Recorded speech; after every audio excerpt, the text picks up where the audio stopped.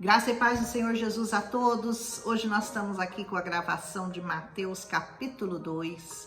O único problema do Novo Testamento é que a gente não sabe o que falar, porque tem tanta coisa que a gente quer falar e a gente se perde, né? E tem que tentar ser mais conciso, mais moderado, né? Falar menos, porque o pessoal não tem muita paciência para ouvir muita coisa, mas é tanta coisa linda, gente, que dá vontade de falar.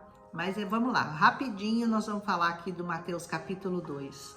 Diz assim esse capítulo: Depois que Jesus nasceu em Belém da Judéia, nos dias do rei Herodes, magos vindos do Oriente chegaram a Jerusalém. E eles perguntaram: onde está o recém-nascido rei dos judeus? Olha como que ele definiu Jesus, né? O rei dos judeus. Nós vimos a sua estrela no Oriente e nós viemos para adorá-lo. Jesus, quando nasceu, já era adorado, já buscavam a Jesus para adorá-lo. Você tem buscado o Senhor Jesus para adorá-lo? Porque os magos do Oriente fizeram isso. E diz assim, então, primeira coisa que a gente presta atenção aqui, não é estranho, né? Que os magos do Oriente é que tenham vindo e não um judeu? Por quê? Porque a promessa foi dada para quem? Para os judeus, né? Então, isso já é um indício de que os próprios judeus o rejeitariam. Isso já deixa esse recado para nós. Como dizia o profeta Isaías 52:15, diz assim: aquilo que não lhes foi anunciado, verão. Ou seja, eles nem sabiam da promessa e, no entanto, eles estavam lá para ver com seus próprios olhos aquele que seria o grande rei dos judeus, que é até hoje, mesmo sem que o reconheçam, mesmo que os judeus não o reconheçam, mas ele é rei deles, amém? E diz assim, capítulo 2, o versículo 2, quando o rei Herodes ouviu isso, ele ficou muito perturbado. Como assim? Vai nascer um rei? Mas o rei sou eu. Ele não tinha essa compreensão de que ele não seria um rei para tomar o lugar dele, mas seria um rei de muitas nações. E com ele, toda Jerusalém ficou perturbada. Veja bem, o nascimento de Jesus não perturbou só o rei Herodes, perturbou toda a Jerusalém. E tendo reunido todos os chefes dos sacerdotes do povo e os mestres da lei, o Herodes perguntou-lhe onde deveria nascer o Cristo. Olha que bonzinho, né? Ele queria saber, nossa, fala para mim. E eles responderam, em Belém da Judéia. Eles sabiam onde que o Salvador ia nascer. Por quê? Porque o profeta já havia profetizado. Porque diz assim, ó, o profeta, mas tu, Belém, da terra de Judá, de maneira nenhuma você é menor entre as principais cidades de Judá, porque de ti virá o líder que como pastor conduzirá Israel, o meu povo. Então, Belém, o profeta Miqueias já havia profetizado, né? Que Belém seria o lugar de nascimento de Jesus. Belém significa cidade do pão, porque ali nasceria o pão da vida. Amém? Então Herodes chamou os magos em segredo e informou-se com eles a respeito do tempo exato em que a estrela tinha aparecido. Ele estava muito preocupado. Enviou-os a Belém e disse, vão lá, se informem com exatidão sobre o menino e logo que o encontrarem, me avisem para que eu também vá adorá-lo. Olha que bonzinho que ele era. Fala para mim onde que ele tá, porque eu também quero ir lá para adorá-lo. Tem tanta gente fazendo isso, né? Dizendo que quer adorar o Senhor, na verdade só está interessado nele próprio e com medo de perder o próprio reino, né? E ele diz assim, olha só, a hora que vocês encontrarem eu também quero adorar ele. Quantos Herodes hoje em dia, né? Fingem adorar Jesus, mas só querem mesmo acabar com o nome dele. Querem matar o nome dele, querem sujar o nome dele, querem usurpar o nome dele, querem usar o nome dele para benefício próprio. Era isso que o Herodes pretendia fazer. Vamos continuar. Depois de ouvirem o rei, eles seguiram o seu caminho e a estrela que eles tinham visto no oriente foi adiante deles, até que finalmente parou sobre o lugar onde o menino estava. E quando eles tornaram a ver a estrela, eles se encheram de alegria. Ao entrarem na casa, viram o menino com Maria, sua mãe, e prostrando-se, o adoraram. Olha isso, prostrando-se, o adoraram. Jesus tinha acabado de nascer. Se alguém disser para você que Jesus não pode ser adorado, você mostra esse versículo aqui para eles, porque quando ele nasceu, ele já foi adorado. Então abriram seus tesouros. Ah, Jesus era pobrezinho, nasceu em Belém. Não, ele encheu ele de tesouros. Trouxeram ouro, incenso, mirra, tudo que tinha de mais caro naquele tempo foi trazido em grande quantidade para Jesus. Encheram-o com seus tesouros. Quando você encontrar Jesus também, abra seus tesouros para Ele. Dê tudo que você tem, dê o seu melhor para Deus, porque Ele é digno, porque Ele merece. Não é só dar dízimo e oferta. Ah, tá bom, já dou meu dízimo, já tá bom, né? Tudo, é tudo que você tiver de melhor, de mais caro, de mais precioso. Todo o seu tesouro, entregue para o Senhor Jesus. Dê a Ele, pode dar sem medo, viu?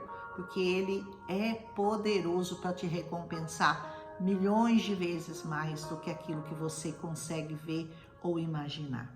E continuando aqui, tendo sido advertidos em sonho para não voltarem a Herodes, olha só, num sonho eles falaram, ó, não volta lá para Herodes não, porque na verdade ele tá com má intenção, o que ele quer mesmo é matar o menino. Retornaram para sua terra por outro caminho. Depois de você conhecer Jesus, você nunca mais volte para o mesmo caminho que você estava. Faça como esses reis magos, mude o seu caminho, mude de direção, não vá de volta para Herodes, de encontro a Herodes, que representa o poder do mundo, o poder mundial. Depois que partiram, um anjo do Senhor apareceu a José, pai, em sonho e disse: levanta, toma o menino e a sua mãe e fuja para o Egito.